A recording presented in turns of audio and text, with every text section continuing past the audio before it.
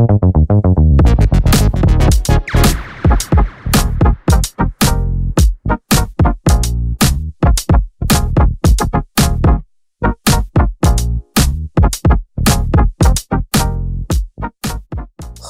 Civic. Isa to sa mga Japanese car na may solid fanbase. Hindi lang dahil sa poging forma, kundi dahil sa fun to drive. Fun to drive nga ba?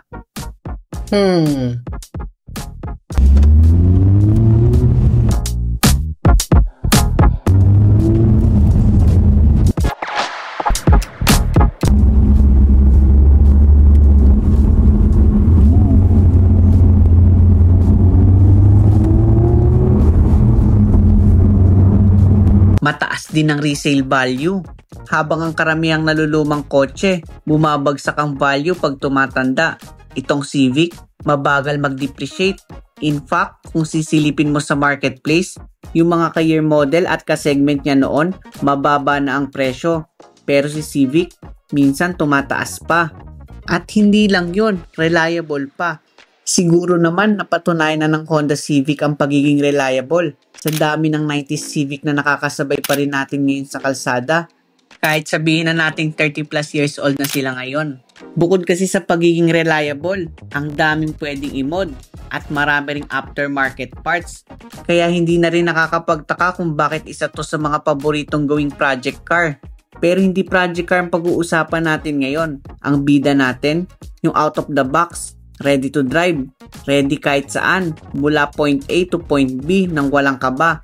At syempre, ito ang pinakabagong Honda Civic Type R FL5.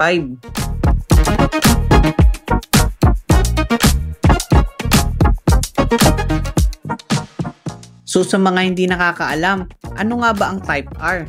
Ito ang truck ready, high performance, mas mabilis at mas agresibong version ng Honda. Nagsimula sa NSX noong 1992, sinundan ng Integra DC2 noong 1995, at unang lumabas sa Civic noong 1997, ang unang Type R hatchback o mas kilala bilang EK9.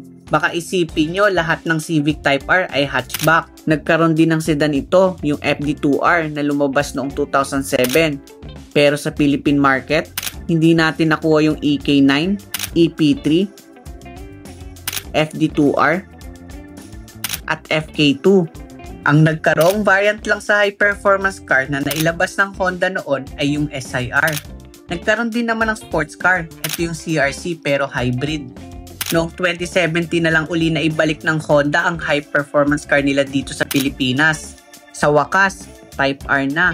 Ito yung FK8 na sundan pa ito noong 2023 bilang mas modern version ng Type R, at ito yung FL5. Nakakalungkot lang dahil nag-announce na si Honda Cars Philippines nitong September 2025 na final lap na ang Civic Type R. Kaya kung fan ka ng performance hatch, itong episode na to, must watch. So ano nga ba ang meron sa sports hatch na to? At bakit sobrang special? Yan ang aalamin natin dito sa Drive Talk.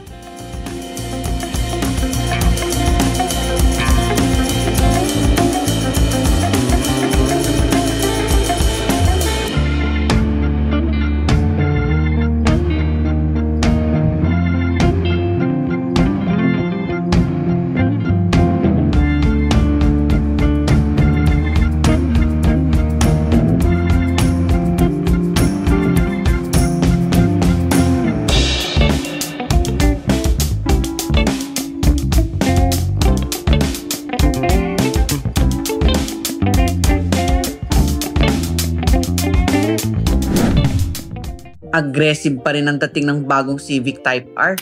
Kahit sabihin ng iba na mas wild daw ang dating ng FK8, para sa akin, aggressive pa rin to, pero in a more mature, refined way. Sa harap pa lang, ramdam mo na agad yung performance DNA. May mesh grille, Red H logo at Type R badge. May hood vents para sa cooling. At sa baba naman, may air vent para sa intercooler, plus front brake cooling vent. Functional lahat yan, hindi lang forma. Ang LED headlight ay may auto leveling at DRLs. Habang sa likod naman may LED rear combination lamp at high mount stop lamp. Aggressive pa rin sa likod. May wing, rear diffuser At syempre yung triple exhaust na signature look niya. At kung nalilito ka kung paano malalaman kung Type R ba o body kit lang, madali lang. Ang Type R ay hatchback na may fastback style. Sa side profile, makikita ang side air vent, side skirt at black side mirror with side repeaters.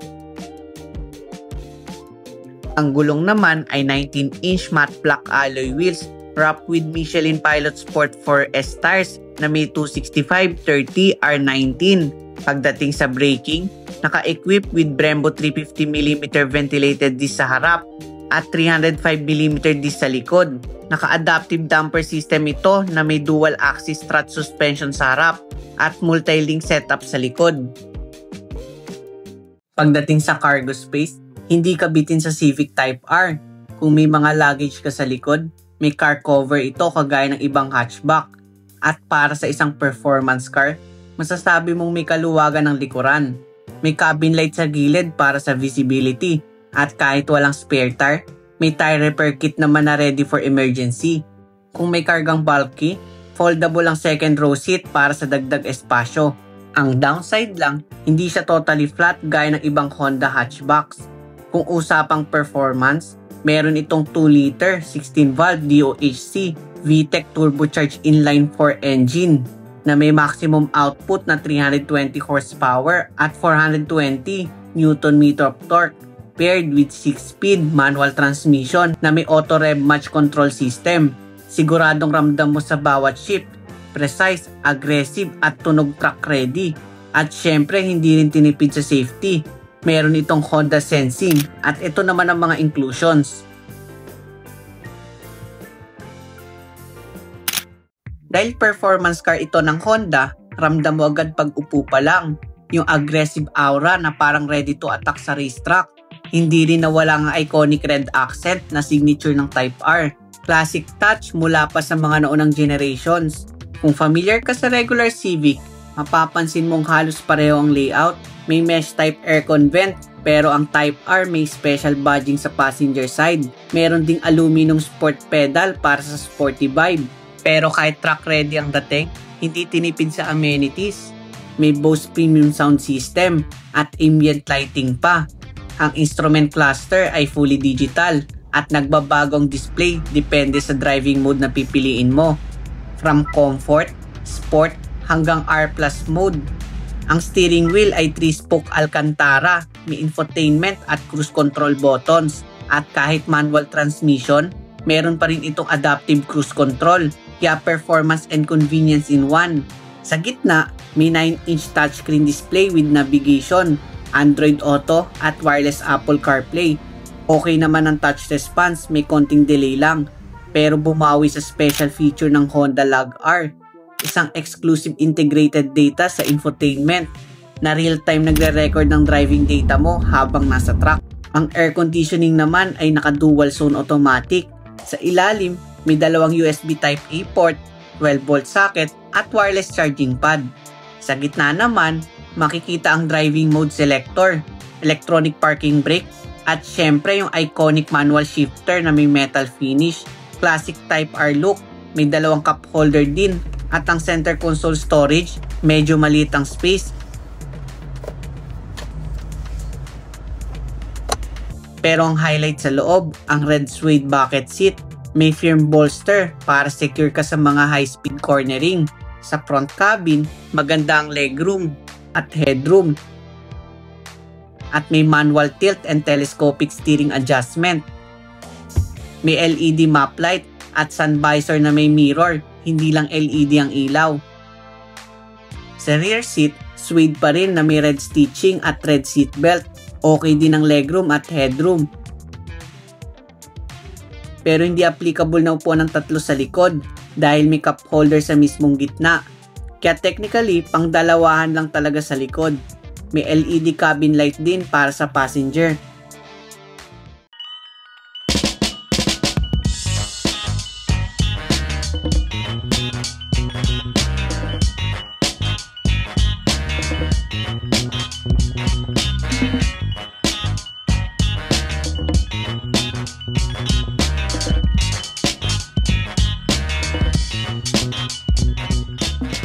So, ang susubukan naman natin itong Civic Type R. Alamin natin kung ano bang special dito. Kasi sa lahat ng sports car, ito na lang yung may manual transmission. Meron naman yung iba, pero hindi kagaya nito. Isang variant lang. Ooh! Ang ganda. Iba yung feel ng Type R. Hindi ko nararamdaman yung delay. Saka yung rev matching niya, hindi mo na siya kailangan pitikin yung gasoline para mag-rev match siya. Magre-rev match siya once na downshift mo siya. So, naka-individual mode tayo. Oops! Teka, speaking of individual mode, ano nga ba yun? Sa mga hindi nakakaalam, ang ginagawa ni individual mode ay may option kang baguhin ang bawat detalye ng performance based sa driving habit mo. Unlike to the other mode na nakafix lang once na ginamit mo. Dito, pwede mo i-customize ang engine power kung high performance pero ayaw mo maging steeper ang suspension at gusto mo naka-comfort lang. Pwede yun. Ganon din si steering, engine sound at gauge. Sa rev match, dalawa lang ang option, comfort at sport. Pero sa case ko, sinet ko si engine power ng R+, ganon din si engine sound at gauge. Sa rev match, nilagay ko naman sa sports. Si steering at suspension, nakaset naman ng comfort. Dahil mas gusto kong masubukan ang performance ni Type R na hindi ko sinasacrifice ang comfort. Ito, nandun tayo sa soft spot na suspension. Pero may R+ mode to, yun yung dagdag doon.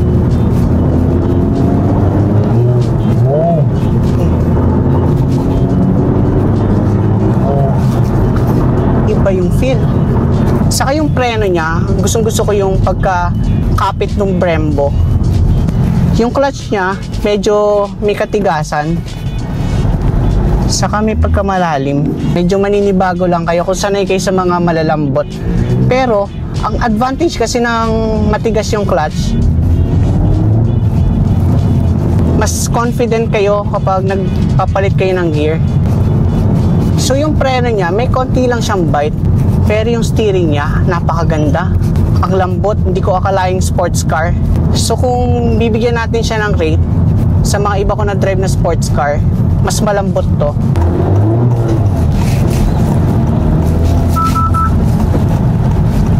So yung mga vision niya, same lang din naman sa normal na Civic. So ang difference lang talaga ng Type R, yung Type R kasi ay hatchback, hot hatch.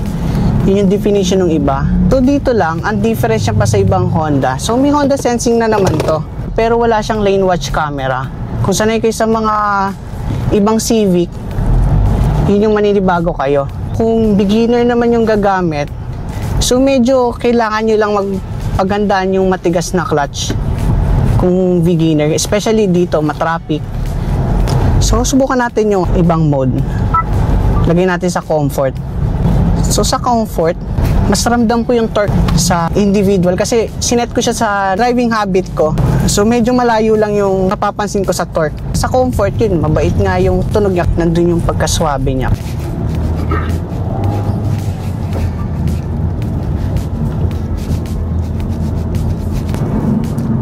Meron din siyang rev matching kahit naka-comfort.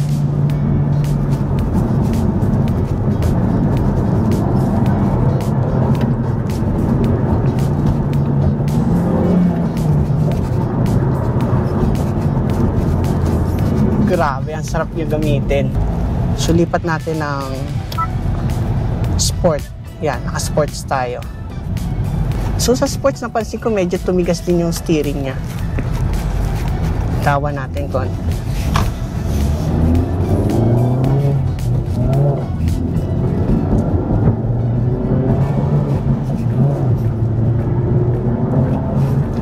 Same feel din sa R+. So, overall, maganda tong Type R. Talagang kung medyo stressful sa mga trabaho, mag-enjoy kayo dito pag bumili kayo ng ganito eh.